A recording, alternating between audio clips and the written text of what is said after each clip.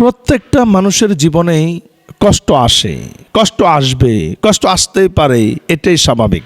এটা অস্বাভাবিকের কিছুই না। হাসি আছে, তার পাশাপাশি কান্না থাকবে। আনন্দ আছে, তার পাশাপাশি দুঃখ থাকবে। আলো আছে, তার পাশাপাশি অন্ধকার থাকবে। এটাই স্বাভাবিক, অস্বাভাবিকের কিচ্ছু না। কিন্তু দুঃখজনক বিষয় হলো, আপনাকে একটা দূরের মানুষ কষ্ট দিলে আপনি যেটা অনায়াসে সহ্য করে নিতে পারেন, মানিয়ে নিতে পারেন, কিন্তু আপনার কাছের মানুষ, নিজের মানুষ, একেবারে নিকটতম মানুষ যদি আপনাকে কষ্ট দেয়, সেটা কিন্তু সহজে মেনে নেওয়া যায় না। আপনার ভাই, আপনার বোন, আপনার স্ত্রী, আপনার মা, আপনার বাপ, আপনার ছেলে, আপনার মেয়ে যদি আপনাকে কষ্ট দেয়, সেই কষ্টটা কিন্তু আপনি সহজে মেনে নিতে পারেন না। আপনার সাথে যখন নাফরমানি করে, আপনার সাথে যখন ধোঁকাবাজি করে, যখন আপনাকে ধোঁকা দেয়, তখন কিন্তু সেটা কিন্তু মেনে নেওয়া যায় না। ফর এক্সাম্পল, একটা গল্পের মাধ্যমে আমরা বুঝতে পারি। স্বর্ণ যখন এটাকে বিভিন্ন ডিজাইনার করা হয়, তখন কিন্তু এটাকে হাতুড়ি দিয়ে, ছোট ছোট যে হাতুড়ি আছে, হাতুড়ি দিয়ে এটাকে ফিনিশিংয়ে আনা হয়, ফিনিশিং করা হয়। আবার ঠিক তেমনিভাবে যখন লোহা দিয়ে অন্য কোনো সামানা তৈরি করা হয়, যেমন দাও, বটি, কুড়াল, এই ধরনের হাত দিয়ে যখন তৈরি করা হয়, তখনও ওই লোহার হাতুড়ি দিয়েই লোহার উপর আঘাত করা হয়। এখন স্বর্ণ আর লোহার মধ্যে কথোপকথন হচ্ছে।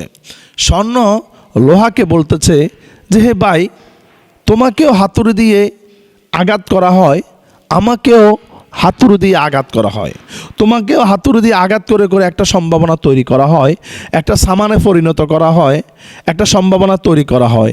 আমাকেও ঠিক হাতুড়ি দিয়ে আঘাত করে করে একটা ডিজাইনারে পরিণত করা হয়। তাহলে আমি এত বেশি আত্মচিৎকার করি না, তুমি কেন এত বেশি আত্মচিৎকার করো? তুমি কেন এত শব্দ করো? তোমার কেন এত আওয়াজ বেশি হয়? টন টন করে এত শব্দ কেন তোমার হয়? তখন স্বর্ণকে লোহা জবাব দিল, ভাই, তোমাকে যে হাতুড়ি দিয়ে আঘাত করা হয় সেটা হচ্ছে লোহা, তুমি হচ্ছ স্বর্ণ। তার মানে সেটা তোমার জাতি ভাই নয়, তুমি এক জাতের আর হাতুড়িটা অন্য জাতের। আর আমাকে যখন আঘাত করা হয়, আমি একটা লোহা, আমাকে যে আঘাত করে সেও লোহা। অর্থাৎ একটা লোহা আরেকটা লোহাকে আঘাত করা হয়, অর্থাৎ সে আমার জাতি ভাই, সে আমার নিজের মানুষ, সে আমার কাছের মানুষ, সে আমার নিকটতম মানুষ। আর আপন মানুষ যখন আপন মানুষের সাথে ধোঁকাবাজি করে, আপন মানুষ যখন আপন মানুষকে কষ্ট দেয়, তখন সেটা মেনে নেওয়া যায় না, তখন সেটা মেনে নেওয়া সম্ভব না। আপনি দেখবেন বাইরে আপনি গেছেন, আপনাকে অপরিচিত মানুষ বা রাস্তাঘাটে সামান্য মুখ পরিচিত মানুষ, এরা যদি আপনাকে কোনো কারণবশত কষ্ট দেয়, সেটা কিন্তু আপনি মেনে নিতে পারেন, সেটা কিছুক্ষণ পরে আপনি ভুলে যেতে পারেন। কিন্তু আপনার ঘরের মানুষ, আপনার স্ত্রী যদি আপনার সাথে ধোঁকাবাজি করে, আপনার স্ত্রী যদি আপনার সাথে প্রতারণা করে, আপনার স্ত্রী যদি আপনার সাথে বিশ্বাসঘাতকতা করে, আপনার সন্তান, আপনার মা বাপ, আপনার ভাই বোন যদি আপনার সাথে বিশ্বাসঘাতকতা করে, আপনাকে যদি ধোঁকাবাজি দেয়, আপনাকে যদি তারা কষ্টের মধ্যে ফেলে দেয়, সেটা কিন্তু সহজে বিশ্বাস করা যায় না, সেটা কিন্তু সহজে মেনে নেওয়া যায় না। এজন্য আপন মানুষ যেন কষ্ট দেয়, এটা কিন্তু আমরা কেউ কিন্তু আশা করি না। আমরা প্রত্যেকে আশা করি আপন মানুষ সবসময় আমাকে ভালোবাসবে, আপন মানুষ সবসময় আমাকে মহব্বত করবে, আমাকে কখনো কষ্ট দেবে না। ফর এক্সাম্পল, আরেকটা কথা আমি বলতে চাই। ধরেন আপনি বাইরের মানুষকে বিশ্বাস করেন না, বাইরের মানুষকে আপনি এত বেশি বিশ্বাস করেন না। আপনি যখন বাইরে যান, তখন আপনার টাকা পয়সা সব কিছু কিন্তু আপনি হিসাব করে রাখেন, আপনি নিয়ন্ত্রণের মধ্যে রাখেন, সেভ করে রাখেন। আপনার মানি ব্যাগ বলেন, আপনার পকেট বলেন, সব কিছু আপনি কন্ট্রোলে রাখেন, নিয়ন্ত্রণে রাখেন। আপনি যখন বাসায় যখন চলে যান, তখন কিন্তু আপনি আপনার পকেট, আপনার মানি ব্যাগটা কিন্তু এভাবে নিয়ন্ত্রণে রাখেন না, এভাবে কন্ট্রোলে রাখেন না, সেভে রাখেন না। কারণ আপনার টোটাল পরিবারটার উপরে আপনার একটা বিশ্বাস আছে, আপনার নিজের উপরে নিজের যেমন একটা বিশ্বাস আছে, আপনার টোটাল পরিবারের উপরে আপনার ঠিক তেমনিভাবে একটা বিশ্বাস আছে।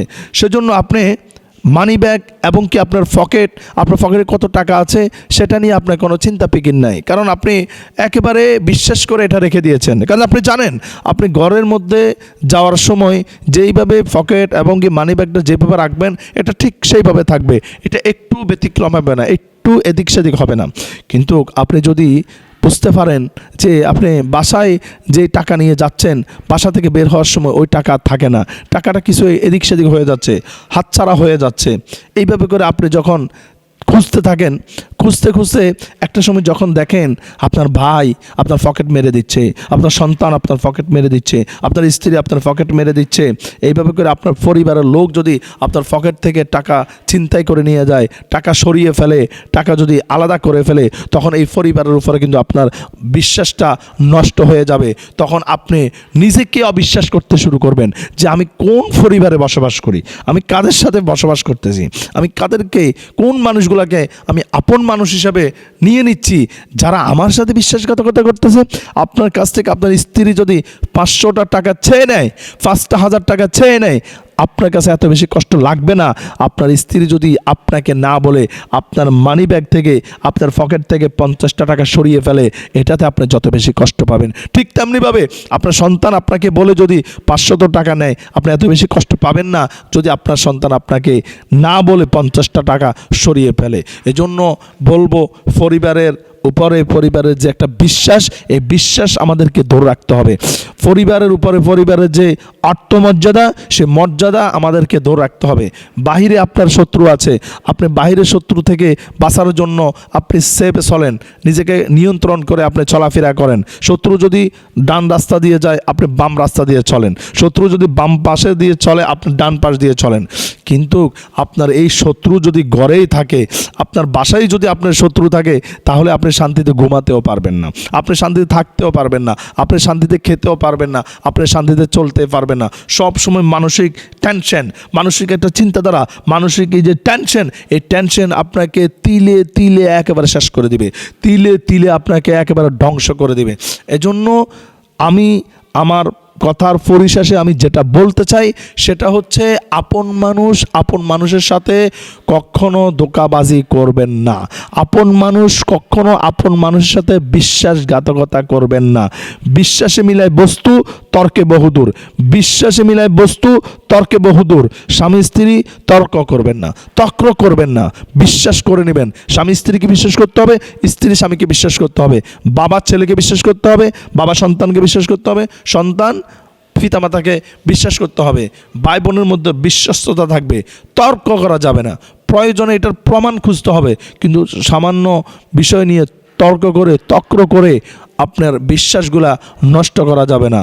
আমরা আমাদের পরিবারগুলোর মধ্যে বিশ্বাস এবং কি আত্মমর্যাদা এবং কি যেন কোনো সন্দিহাতা না থাকে, সন্দিহান না থাকে, এই ধরনের পরিবার আমরা চাই।